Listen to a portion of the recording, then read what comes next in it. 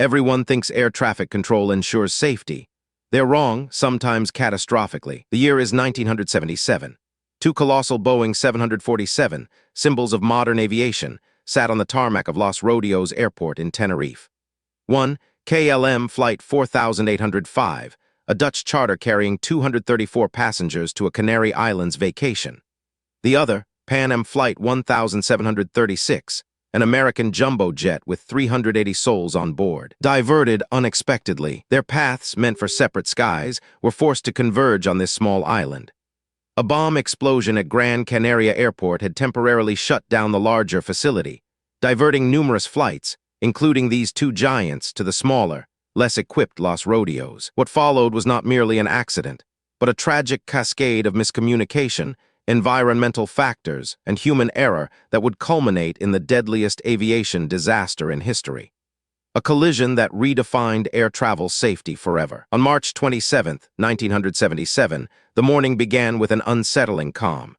Captain Jacob Van Zanten, a highly experienced KLM pilot, was known for his meticulous adherence to procedure. His co-pilot, Klaus Moors, and flight engineer, Willem Schroeder, completed a formidable crew. Across the tarmac, Pan Am Flight 1736 was commanded by Captain Victor Grubbs, another veteran with thousands of hours. His crew included First Officer Robert Bragg and flight engineer George Warnes. Both crews were eager to depart, their passengers restless from the unexpected delay. But a dense, rapidly moving fog began to roll in, blanketing the airfield. Visibility dropped dramatically, turning the familiar landscape into an obscured maze. This wasn't just a minor inconvenience. It was a critical factor for an airport ill-equipped for such conditions. Los Rodeos lacked ground radar, a crucial tool that air traffic controllers used to track aircraft movements on the runway in low visibility.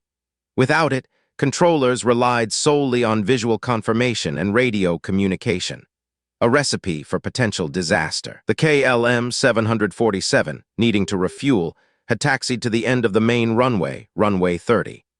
The Pan Am 747 was instructed to follow, then turn off onto a taxiway designated C3 and proceed down the main taxiway parallel to the runway. However, the Pan Am crew navigating in the thick fog missed the C3 turnoff. They were looking for a left turn, but C3 required a sharp right, an awkward maneuver for a massive 747. They continued down the runway, unknowingly on a collision course. Meanwhile, the KLM crew, anxious about exceeding their crew duty time and a potential curfew at their destination, was preparing for takeoff. Captain Van Zanten, hearing the tower clear them for their route, began to spool up the engines. The tower's clearance was for their route after takeoff, not for the takeoff itself. It was a common phrase in aviation, but in the dense fog and under pressure it was dangerously ambiguous. The co-pilot Moors read back, "We are at takeoff." The controller, hearing this, responded with a non-standard phrase.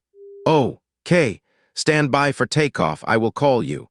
This should have immediately halted the KLM plane, but the critical word "stand by" was partially blocked by simultaneous radio transmissions. On the Pan Am flight, the crew heard the KLM's takeoff confirmation.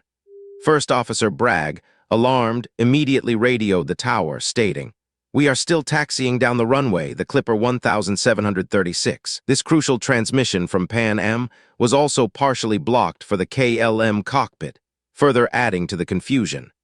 The few words that made it through were dismissed by Captain Van Zanten as unimportant, perhaps another aircraft on a parallel taxiway. In the KLM cockpit, flight engineer Schroeder, sensing something was amiss, asked Van Zanten, "Is he not clear that Pan-American?" Van Zanten, with absolute confidence, replied, "Oh, yes," and continued the takeoff roll. The Pan Am 747, still on the runway, was slowly moving through the fog, attempting to find its correct turnoff. Suddenly, the KLM crew saw it, the terrifying silhouette of the Pan Am jet, directly in their path, appearing out of the dense white haze. Captain Van Zanten instinctively pulled back on the yoke, attempting to lift the heavy 747 over the obstruction.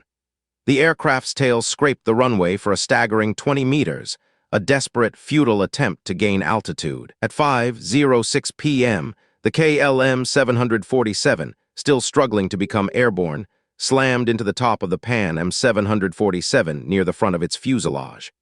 The impact sheared off the Pan Am's top deck and unleashed a catastrophic inferno. The KLM jet, critically damaged, remained airborne for a few more seconds before crashing onto the runway approximately 150 meters past the collision point, exploding into a fiery wreckage.